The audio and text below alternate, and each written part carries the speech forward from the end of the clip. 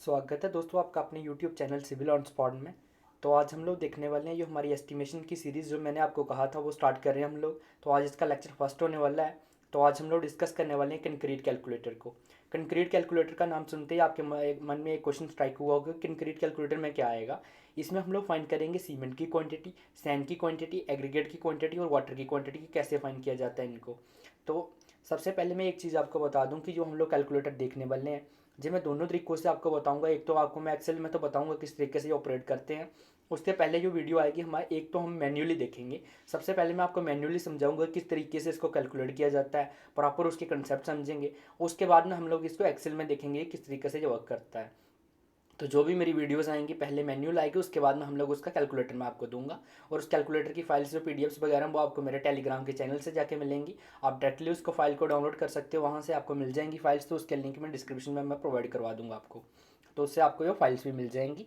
तो आज हम लोग डिस्कस करने वाले हैं इसका मैन्युअली किस किस तरीके से कंक्रीट कैलकुलेटर जो होता है ऑपरेट करता है और किस तरीके से इसकी क्वांटिटीज़ हम लोग फाइंड करते हैं। तो गाइस अगर आप मेरे चैनल पर नए हैं तो चैनल को सब्सक्राइब कर लीजिए और बेल आइकन को भी प्रेस कर दीजिए। और वीडियो को ज़्यादा से ज़्यादा अपने फ्रेंड्स के साथ शेयर कीजिए।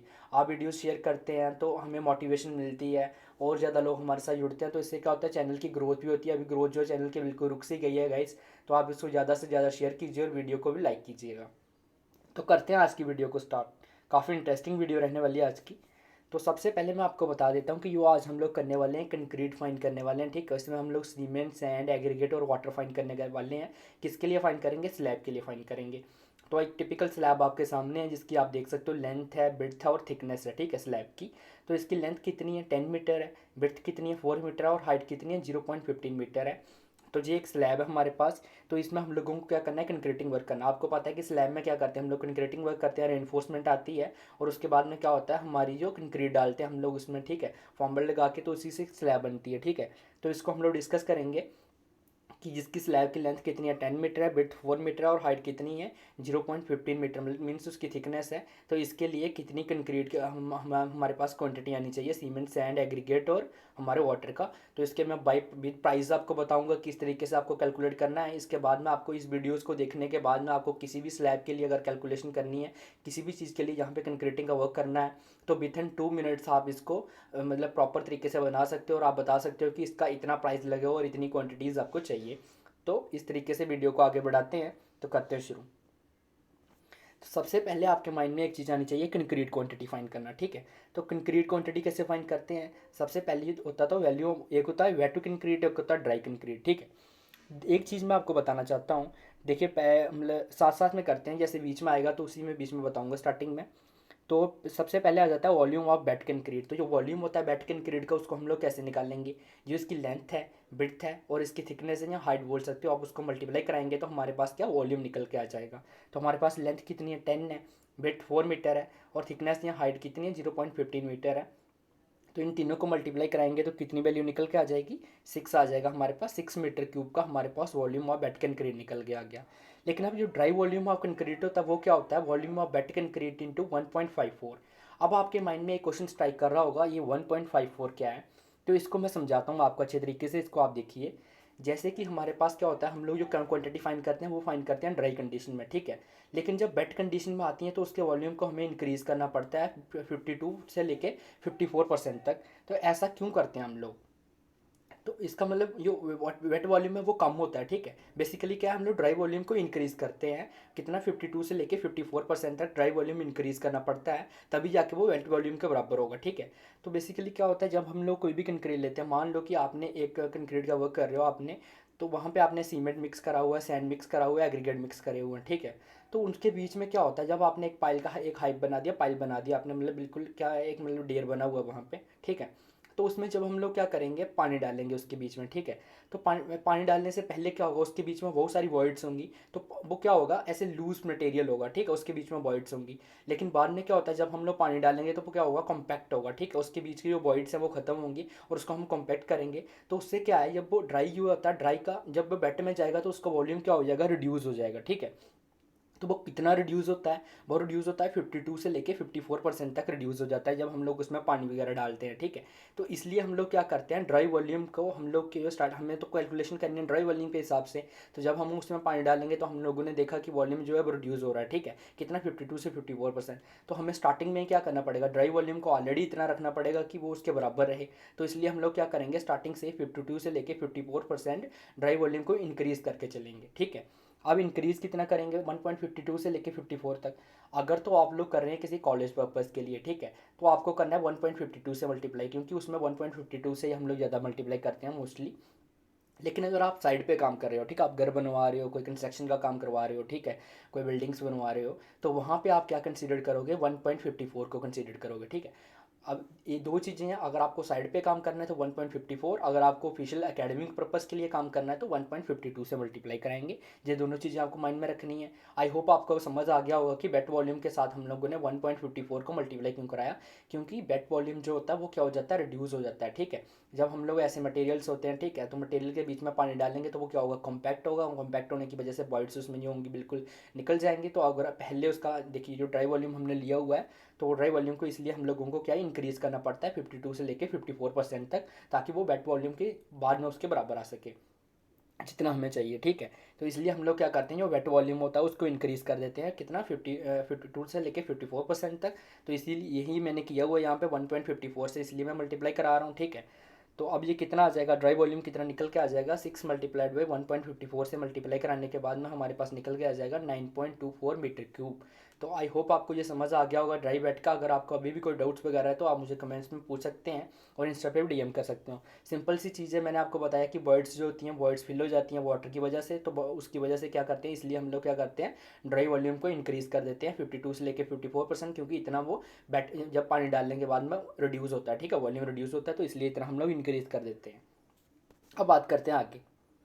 अब देखते हैं कि materials required for M20 grade. अब बात करते हैं, मैं यहाँ पे आपको बता रहा हूँ M20 के लिए जो हम लोग कैलकुलेटर बनाएंगे, वहाँ पे मैं आपको 7.5 का, 15 का, 10 का, जो हमारा 20 का, 25 का, सबका बताऊँगा, ठीक है। तो उसमें मैं एक स्टेप डाउन फंक्शन लगा दूंगा। वहाँ पे क्या होता है, आपको सिर्फ सेलेक्ट करना होगा और वो आपके बाद में वो खुद खुद आपकी कैलकुलेट जितनी भी क्वांटिटीज़ हैं वो उनको कैलकुलेट कर लेगा। आपको सिर्फ उसमें लेंथ विड्थ और हाइट को डालना है, थिकनेस को डालना है, तो वो क्वांटिटीज़ जितनी भी आपको फाइंड करने को मिल जाएंगी वहाँ से, ठीक है। तो इस तरीके से करते हैं। इसके बाद की जो वीडियोस आएंगी उसमें मैं आपको बताऊंगा कि जो हमारा IS कोड 2019 का नया कोड आया IS स्टैंडर्ड का, तो उसमें हम लोग जो कंक्रीट्स हम लोग बनाते हैं, ठीक है, साइड पे हम लोग बनाते हैं, तो उसको जैसे हम लोगों को M30, M35, M40, M50 के लिए काम करना हो तो उसके लिए कैसे फाइंड करते हैं, तो वो सब चीज़ें में हम लोग डिस्कस करेंगे, प्रॉपर कोड डिस्कस करेंगे। उसको भी मैं एक्सेल की फॉर्म में आपके सामने लेकर आऊँगा उस कोड को भी। अभी हम लोग बात कर लेते हैं M25 के ग्रेड्स तक, क्योंकि जो हमारा जो इसकी नेक्स्ट वीडियो आने वाली है कैलकुलेटर की, जो M25 तक के ग्रेड्स होते हैं उसका जो प्रपोर्शंस होता है हमें पता होता है। जैसे M25 का 1 जैम 1 जैम 2 होता है, M20 की बात करें तो 1 जैम 1.5 जैम 3 होता है। तो इसकी बात करेंगे हम लोग, M25 तक की बात करेंगे, जिनके हमें नहीं पता होते हैं, जिनको हम लोग बनाते हैं, ठीक है। तो उसका हम लोग बाद में करेंगे, IS कोड के अकॉर्डिंग किस तरीके से उन कैलकुलेटर्स को बनाया जाता है, ठीक है, विद रेफरेंस लेके IS कोड का उसमें गिवन रहता है, हमें स्टैंडर्ड्स के हो रहते हैं। तो अभी बात करते हैं स्लैब के लिए। तो स्लैब के लिए जनरली हम लोग जो ग्रेड यूज़ करते हैं, या तो करते हैं हम लोग मतलब कि अगर हम लोग बात कर रहे हैं रेनफोर्समेंट स्लैब की, RCC की स्लैब की बात कर रहे हैं, ठीक, RCC का वर्क करते हैं हम लोग, तो M20 ग्रेड तक हम लोग कंसिडर करते हैं, ठीक है। M20 ग्रेड की अगर बात करें हम लोग, तो M20 ग्रेड क्या होता है बेसिकली, इसमें क्या होता है, सीमेंट सैंड और एग्रीगेट का प्रोपोर्शन होता है, ठीक है। अब बात कर लेते हैं सीमेंट सैंड और एग्रीगेट का प्रोपोर्शन क्या क्या होता है इसमें। M20 के लिए अगर बात करें तो सीमेंट का 1 प्रोपोर्शन रहता है, सैंड का 1.5 रहता है और एग्रीगेट का रहता है 3। अब ये 1 जैम 1.5 जैम 3 क्या होता है मैं आपको बताता हूँ। मान लो कि सीमेंट आपका 1 kg है, तो सैंड कितना होना चाहिए, 1.5 kg होना चाहिए, और एग्रीगेट कितना होना चाहिए, 3 kg होना चाहिए। आई होप आपको अब क्लियर हो गया होगा कि ये क्या है, बेसिकली फैक्टर्स हैं, ठीक है। अगर सीमेंट आपका 1 kg है तो सैंड कितना चाहिए, 1.5 kg, और एग्रीगेट कितने होने चाहिए, 3 kg होने चाहिए। तो इस तरीके से जो प्रपोर्शन है। अब हमें क्वांटिटी फाइंड करने के लिए सबसे पहले क्या करना है, सम ऑफ रेशियोज या प्रपोर्शन। आप इसको रेशियो भी बोल सकते हो, 1 जैम 1.5 जैम 3 को, या प्रोपोर्शन बोल सकते हो। तो सबसे पहले इसका क्या करना है, हमें इसको ऐड कर लेना है। तो हम क्या करेंगे 1 + 1.5 + 3 को ऐड करेंगे तो कितनी वैल्यू निकल के आ जाएगी 5.5 निकल के आ जाएगी। उसके बाद हमें क्या करना है वॉल्यूम निकालना है मटेरियल का। मटेरियल कौन कौन से हैं सीमेंट सैंड और एग्रीगेट जैसे ये मटेरियल हैं, इनका वॉल्यूम कैसे निकालेंगे, क्या करेंगे हम लोग प्रोपोर्शन ऑफ मटेरियल, जो मटेरियल का प्रोपोर्शन है जैसे सीमेंट के लिए प्रोपोर्शन कितना है 1 है, एग्रीगेट के लिए कितना है 3 है और सैंड के लिए कितना है 1.5 है, उसको मल्टीप्लाई कराएंगे total dry volume of concrete के साथ। ठीक है, तो डिवाइड कर देंगे सम्मा प्रोपोर्शन से। सम्मा प्रोपोर्शन कितना है 1 + 1.5 + 3 करके कितना आ रहा है 5.5 आ रहा है। और total dry volume of concrete कितना आ रहा है, ये देखिए ड्राई वॉल्यूम ऑफ कंक्रीट हमने जो निकाला था वो कितना निकाला था 9.24 मीटर क्यूब हमने निकाला हुआ था। ठीक है, तो इसको मल्टीप्लाई कराने के बाद में हमें मटेरियल का जो वॉल्यूम मिल जाएगा। अब देखते हैं आगे किस तरीके से फाइंड करना है। तो यहाँ पे अब हम लोग देखने वाले हैं quantity of cement sand aggregate और वाटर की किस तरीके से फाइंड करनी है। तो आपके सामने है, सबसे पहले हम लोग फाइंड करेंगे वॉल्यूम ऑफ किसका सीमेंट का। तो सीमेंट का वॉल्यूम कैसे फाइंड करेंगे, मैंने अभी आपको ये फॉर्मूला बताया, अभी पीछे करके बताता हूँ। पहले तो लेना है प्रोपोर्शन ऑफ मटेरियल। तो प्रोपोर्शन ऑफ मटेरियल कितना है सीमेंट का 1 है, आप देख रहे हो 1 जैम 1.5 जैम 3 है। तो ये प्रोपोर्शन होता है किस किसका, सीमेंट का सैंड का और एग्रीगेट का। पहले सीमेंट है उसके बाद 1.5 सैंड है और 3 क्या है एग्रीगेट है। तो प्रोपोर्शन ऑफ मटेरियल कितना हो गया 1 हो गया, multiplied by total dry volume of concrete. तो ड्राई वॉल्यूम ऑफ कंक्रीट कितना है 9.24 है, तो मल्टीप्लाई कराएंगे 9.24 के साथ डिवाइडेड बाई सम्मा प्रोपोर्शन। तो सम्मा प्रोपोर्शन कितना है 5.5। तो यही यहाँ पे मैंने करा हुआ है 1 × 9.24 डिवाइडेड बाई सम्मा प्रोपोर्शन कितना आ गया 5.5। तो इसको कैलकुलेट करने के बाद क्या वैल्यू हमारे पास निकल के आ गई 1.64 मीटर क्यूब हमारे पास वॉल्यूम निकल के आ गया किसका सीमेंट का। तो अभी हमारे पास सीमेंट का वॉल्यूम निकल के आ गया है। अभी हमें निकालना है कि सीमेंट किस में आता है। ठीक है, बैग्स में आता है। तो एक बैग कितने केजी का होता है 50 केजी का होता है। ठीक है, आपको ध्यान रखना है। और एक बैग का वॉल्यूम कितना होता है अगर मीटर क्यूब में बात करें तो वो होता है 0.035 मीटर क्यूब होता है। ठीक है, तो अब हम लोग क्या करेंगे सीमेंट का जो वॉल्यूम निकल के आया है इसको हम लोग कन्वर्ट कर लेंगे किस में बैग्स में। ठीक है, तो इसके लिए डिफरेंस मेटल है, आप डेंसिटी से भी कर सकते हो। डेंसिटी इज इक्वल टू जो हमारा होता है मॉस बाई वॉल्यूम, तो वहाँ से भी आप इसका मॉस निकाल सकते हो सीधा। ठीक है, डेंसिटी वॉल्यूम हमारे पास आ चुका है, डेंसिटी के साथ मल्टीप्लाई करा के। ठीक है, 1440 जो होती है केजी पर मीटर क्यूब इसकी डेंसिटी रहती है सैंड सीमेंट की, सॉरी। तो उससे मल्टीप्लाई करा के भी आप कर सकते हो, लेकिन मैं आपको बिल्कुल सिंपल तरीके से बताने वाला हूँ, तो आप इस मेथड से कीजिए, ये बिल्कुल ईजी रहेगा आपके लिए। ठीक है, इसके लिए आपको ज़्यादा कुछ याद रखने की ज़रूरत है नहीं है। तो बस आपको ये पता होना चाहिए कि वॉल्यूम कितना होता है 1 बैग ऑफ सीमेंट का, वो होता है 0.035 मीटर क्यूब। अब हम निकालने वाले हैं नंबर ऑफ सीमेंट बैग्स। ठीक है, तो हमें टोटल क्वांटिटी पता है कि सीमेंट की वॉल्यूम कितना आ रहा है, वो आ रहा है 1.68 मीटर क्यूब। एक बैग के लिए कितना होता है 0.035। तो हम लोग क्या करेंगे जो टोटल है वॉल्यूम है सीमेंट का उसको डिवाइड कर देंगे 0.035 से। तो हमारे पास निकल के आ जाएगा कि अपने को कितने बैग्स चाहिए सीमेंट के। ठीक है, तो यही हमने किया हुआ है 1.68 डिवाइडेड बाई 0.035 से मैं डिवाइड करूंगा तो मेरे को पता चल गया कि कितने बैग्स चाहिए अपने को 48 बैग्स चाहिए सीमेंट के अपने को, अगर हम लोगों को ये काम करना है, जो हम लोग हमारा जो स्लैब का वर्क करना है। जो डिमेंशंस मैंने आपको बताए हुए हैं 10 मीटर अगर उसकी लेंथ है, सॉरी अगर आई थिंक यही था 10 मीटर, सॉरी एक बार फिर से देख लेते हैं। 10 मीटर अगर इसकी लेंथ है, 4 मीटर अगर उसकी बेड था और हाइट थिकनेस कितनी है अगर 0.15 मीटर है, तो इसके लिए अपने को कितने सीमेंट के बैग चाहिए 48 बैग्स ऑफ सीमेंट चाहिए अपने को। अब बैग कितना, एक बैग में कितना आता है आप देख लेते हैं सीमेंट केजी में कितना आएगा। तो एक बैग में कितना आता है 50 केजी आता है, तो 48 को 50 से मल्टीप्लाई करा लेंगे तो कितना आ जाएगा 2400 केजी अपने को चाहिए, 2400 केजी अपने को सीमेंट चाहिए अगर हमें ये काम करना है। अब बात कर लेते हैं सैंड की क्वांटिटी की। तो सेम वही फॉर्मूला हम यूज़ करेंगे यहाँ पे, अभी दिखा देता हूँ मैं आपको वॉल्यूम ऑफ मटेरियल वाला। प्रोपोर्शन ऑफ मटेरियल, तो सैंड का प्रोपोर्शन कितना है 1.5 multiplied by total dry volume of concrete कितना है 9.4 था आई थिंक, या नहीं सॉरी 9.24 मीटर क्यूब जो हम लोगों ने ड्राई वॉल्यूम ऑफ कंक्रीट निकाल रखा है यहाँ पे। तो इसको 9.24 को मल्टीप्लाई कराएंगे divided by sum of proportion. तो सम ऑफ प्रोपोर्शन कितना है 5.5। तो इससे हमारे पास निकल के आ जाएगा 1.5 मल्टीप्लाइड बाई 9.24 डिवाइडेड बाई 5.5। तो 2.52 मीटर क्यूब अपने को इसके लिए क्या चाहिए अपना सैंड चाहिए। सैंड का वॉल्यूम कितना चाहिए अपने को 2.52 मीटर क्यूब अपने को सैंड चाहिए। अब बात कर लेते हैं कोर्स एग्रीगेट की। कोर्स एग्रीगेट का कितना वॉल्यूम चाहिए अपने को, तो कोर्स एग्रीगेट का वॉल्यूम कैसे निकालेंगे 3 × 9.24 डिवाइडेड बाई 5.5। ठीक है, अब 3 क्या है यहाँ पे वही फॉर्मूला पुट करा हुआ है। प्रोपोर्शन ऑफ मटेरियल कितना है एग्रीगेट के लिए 3 है और total dry volume of concrete कितना है 9.24 divided by sum of proportion कितना है 5.5। तो इसको करेंगे तो हमारे पास वैल्यू निकल के आ जाएगी 5.04 मीटर क्यूब अपने को कोर्स एग्रीगेट का वॉल्यूम चाहिए। तो अभी हमारे पास सीमेंट कितनी केजी चाहिए ये निकल के आ चुका है, वॉल्यूम ऑफ सैंड कितना चाहिए ये निकल के आ चुका है, वॉल्यूम ऑफ कोर्स एग्रीगेट कितना चाहिए ये भी निकल के आ चुका है हमारे पास। तो सारी वैल्यूज़ आपके सामने हैं। अब हम लोग क्या करेंगे, पानी की क्वांटिटी फाइंड करेंगे कि पानी कितना चाहिए अपने को। ठीक है, सीमेंट का पता चल चुका अपने को, सैंड का पता चल चुका है, सैंड कितना चाहिए 2.52 मीटर क्यूब सैंड चाहिए, और कोर्स एग्रीगेट कितना चाहिए 5.04 मीटर क्यूब अपने को चाहिए। ठीक है, अभी बात कर लेते हैं वाटर सीमेंट रेशियो की। ठीक है, अपने को पानी कितना चाहिए। ठीक है, सॉरी यहाँ पे मिसप्रिंट हो गया, 0.45 रहेगा यहाँ पे जो वाटर सीमेंट की रेशियो है, नीचे 0.45 है, वहाँ पे भी 45 कर लीजिएगा आप। तो वाटर सीमेंट रेशियो बेसिकली मैंने 0.45 ही क्यों लिया, अब आपके माइंड में ये क्वेश्चन आना चाहिए। ठीक है, कि मैं इसको 0.50, 0.60, 0.30 ले सकता था, लेकिन मैंने 0.45 ही क्यों कंसिडर करी।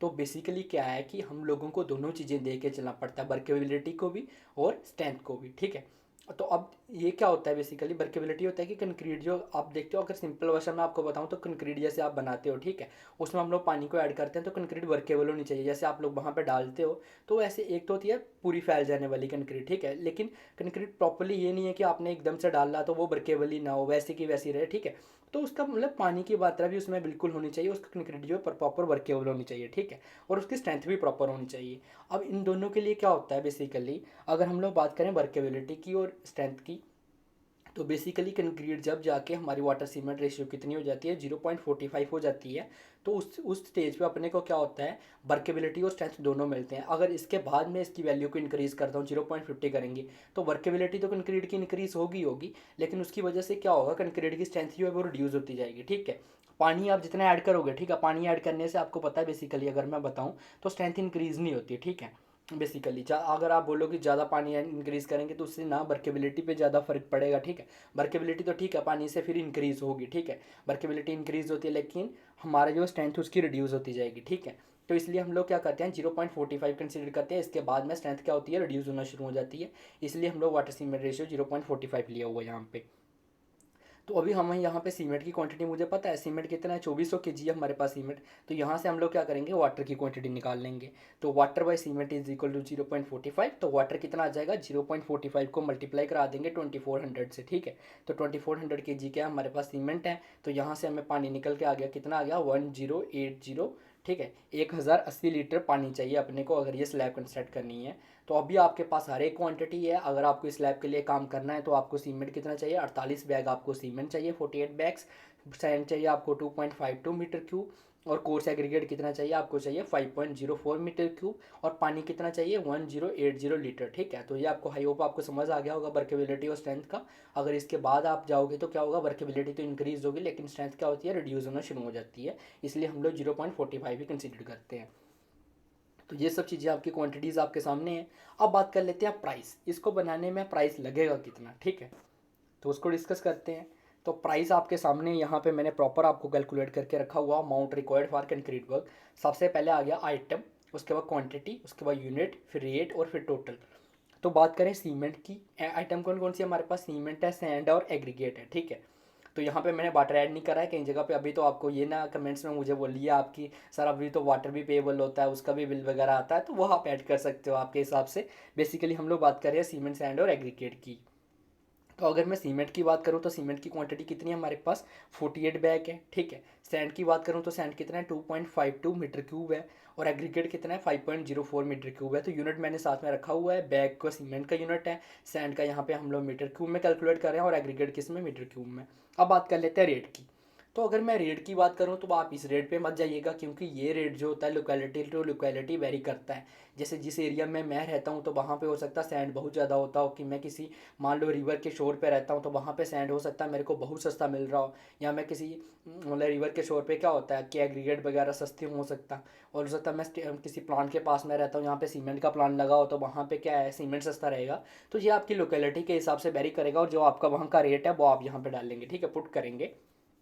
तो मैं अपने यहाँ की बात करूँ तो यहाँ पे सीमेंट का एक बैग का रेट जो है अप्रॉक्स अभी अगर हम लोग बात करें तो वो है 450। ठीक है, कहीं जगह पे 430 440, तो हम लोगों ने कंसीडर कर लिया 450 हमारा सीमेंट का बैग का रेट है। सैंड कितना है हमारे यहाँ पे, 1 मीटर क्यूब का रेट कितना है 2000 रुपये, 2000 रुपीज़ 1 मीटर क्यूब का, और एग्रीगेट का रेट क्या है 2500 1 मीटर क्यूब के लिए। ठीक है, तो अभी हम लोग यहाँ पे कैलकुलेट करेंगे। 48 बैग है हमारे पास, तो 450 एक का रेट है, तो 48 इंटू 450 करेंगे तो कितना आ गया 21,600 हमारे पास सीमेंट का प्राइस होगा। ठीक है, इतने का सीमेंट चाहिए। सैंड की बात करूँ तो कितना चाहिए था, 2.52 मीटर क्यूब चाहिए था अपने को। 1 मीटर क्यूब कितने का है, 2000 का है, तो इसको मल्टीप्लाई कराएंगे तो कितना आ गया 5040 अपने को चाहिए सैंड के लिए। एग्रीगेट की बात करूँ तो एग्रीगेट की क्वांटिटी कितनी है, 5.04 मीटर क्यूब है। 1 मीटर क्यूब का कितना है, 2500 है, तो अपने को टोटल कितना चाहिए 12,600 चाहिए। ठीक है, अब इन तीनों क्वांटिटीज़ को ऐड कर देते हैं। इनको ऐड करने के बाद कितना आ गया 21,600 प्लस उसके बाद में 5,040 और 12,600 जो हमारे पास एग्रीगेट का निकल के आया। तो टोटल अमाउंट हमारे पास जो निकल के आ रहा है वो कितना आ रहा है 39,000 निकल के आ गया। ठीक है, 39,240 अपने को। तो अगर हम लमसम देखें तो 40,000 आपको रुपीज़ लगेंगे पूरा इसके जो स्लैब है इसमें जो हमारा कंक्रीटिंग वर्क होने वाला है। ठीक है, तो आई होप आपको ये प्रॉपर अच्छे तरीके से समझ आ गया होगा विद प्राइस किस तरीके से क्वांटिटी फाइंड करनी है सीमेंट की, सैंड की, एग्रीगेट की। इसकी अगर आपको कोई भी डाउट्स, आपको कुछ भी समझ नहीं आया तो आप मुझे कमेंट्स करके पूछिए, क्योंकि हम लोग बेसिकली कोई वीडियोस बनाने का हमारा एक ही मकसद है कि आप जब भी वीडियोस देखें आपका एक ही एम है हमारा कि अभी आप लोग सिविल इंजीनियर्स हैं। ठीक है, अगर आप सिविल इंजीनियर तो आपको कोई अगर फाइंड करने को बोलता है कि इसमें कितना आएगा तो आपका प्रॉपर एस्टिमेट आना चाहिए और विथिन 2 मिनट्स आप क्वांटिटी फाइंड करके दी।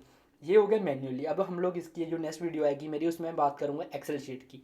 तो उसमें आपको सिर्फ वैल्यू पुट करनी है और आंसर देखना है कि इतना प्राइस लगेगा।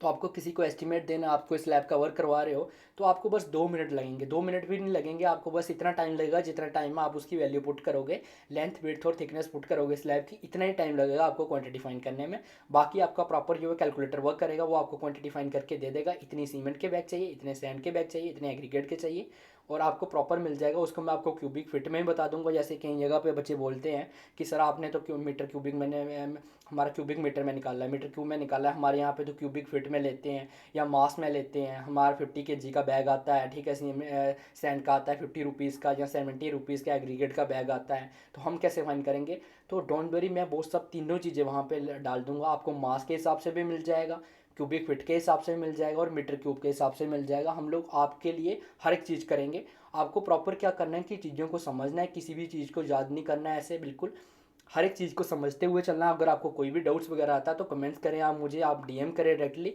और हमें बताएं। हम आपको प्रॉपर वो डाउट क्लियर करेंगे और हर एक चीज़ आपकी क्लियर करेंगे, क्योंकि हम लोग चाहते हैं कि जो आपकी ये चीज़ें बेसिक चीज़ें एस्टिमेशन की, मेरा बेसिकली एस्टिमेशन का सीरीज़ बनाने का एक ही मोटिव है कि आप जो इसको देखने वाले हैं आपको प्रॉपर हर एक चीज़ समझ आनी चाहिए। जब भी आपको कोई पूछता है, ठीक है, सिविल इंजीनियर्स जो होते हैं, आपको ये ना कि है कि मैं कैलकुलेट करके बताऊंगा। आपको किसी ने ऑन द स्पॉट पूछ लिया तो आप अपने फ़ोन में सिंपली इन फाइल्स को रख सकते हैं। तो आपको क्या है बेसिकली जितनी मर्जी आपको बोल दिया जाए कि आपको बोल दिया जाता है कि हाँ जी 20 मीटर की आपकी अगर लेंथ है, उसका अगर 10 मीटर का बिड्थ है, ठीक है, इतनी उसकी थिकनेस है, तो आपको जस्ट उसकी वैल्यू पुट करनी है। तो आप 2 मिनट में बता दोगे कि इतनी आपका सीमेंट, इतना सैंड, इतना एग्रीगेट, इतना वाटर लगने वाला और इतना आपका प्राइस आने वाला है लमसम। तो इतनी चीज़ें आप मंगवा लीजिए और आपका सीमेंट का हो जाएगा। ठीक है, तो ये था कंक्रीट कैलकुलेटर के बाद में। इसके बाद में हम लोग सब कुछ डिस्कस करने वाले हैं, क्योंकि मैंने आपको बताया था काफ़ी शानदार एस्टिमेशन की सीरीज़ होने वाली है। इसमें अगर मैं आपको बताऊँ तो क्या क्या डिस्कस करने वाले हैं, कंक्रीट कैलकुलेटर हो गया, उसके बाद ब्रिक्स कैलकुलेटर हो गया, ब्रिक्स में बीच में जो मोटार डालते हैं हम लोग, ब्रिक्स तो सभी बताते हैं आपको बहुत सी वीडियोस में देखने को पता चल गया होगा। लेकिन अगर रियलिटी की बात करें तो ब्रिक्स के बीच में मोटार आता है, आपको पता होगा कि उसको जोड़ने के लिए दोनों को क्या होता है, ठीक है, फ्रॉक के बीच में हम लोग मोटार डालते हैं ताकि उनके जॉइंट प्रॉपर रहें। ठीक है, तो वो सीमेंट की उस मोटार डालने की वजह से ब्रिक्स की तो क्वांटिटी रिड्यूस होंगी ना, तो वो कितनी रिड्यूस होंगी, ठीक है, कितना मोटार चाहिए, उसके बीच में जो मोटार डालने हैं उसमें कितना सैंड चाहिए, कितना एग्रीगेट नहीं, सीमेंट कितना चाहिए, तो वो सब डिस्कस करेंगे। उसके बाद टाइल कैलकुलेटर्स हो गए, वो डिस्कस करने वाले हैं हम लोग। उसके बाद में प्लास्टरिंग के कैलकुलेटर प्रॉपर डिस्कस करेंगे, स्टील कैलकुलेटर प्रॉपर डिस्कस करेंगे। उसके बाद में जो हमारा हायर ग्रेड्स होते हैं कंक्रीट के, जैसे M40 हो गया, M50 हो गया, M35 के लिए अगर क्वांटिटीज़ फाइंड करनी है तो वो IS कोड के अकॉर्डिंग फाइंड करते हैं, उसका प्रॉपर कैलकुलेटर डिस्कस करेंगे। तो काफ़ी बड़ी शानदार सीरीज़ होने वाली है, तो आप हमारे साथ जुड़ जाइए। अगर आपने चैनल को सब्सक्राइब नहीं करा है तो चैनल को सब्सक्राइब कर लीजिए और बेल आइकन को भी प्रेस कर दीजिए, और इस वीडियोस को ज़्यादा से ज़्यादा शेयर कीजिए अपने फ्रेंड के साथ, ताकि एस्टिमेशन की जो सीरीज़ है ज़्यादा से ज़्यादा फ्रेंड्स के, आपके जो दोस्त वगैरह हैं वो भी देख सकें, और ज़्यादा से ज़्यादा इसको पहुँचाइए ताकि हमारा चैनल भी ग्रो हो सके दोस्तों। तो आज की वीडियो में इतना ही। जो हमारी नेक्स्ट वीडियो आने वाली है उसमें हम लोग डिस्कस करने वाले हैं इसका प्रॉपर कैलकुलेटर। तो नेक्स्ट वीडियो को स्किप मत कीजिएगा, बहुत जल्द नेक्स्ट वीडियो आने वाली है। तब तक के लिए दीजिए हमें इजाज़त। धन्यवाद, थैंक यू।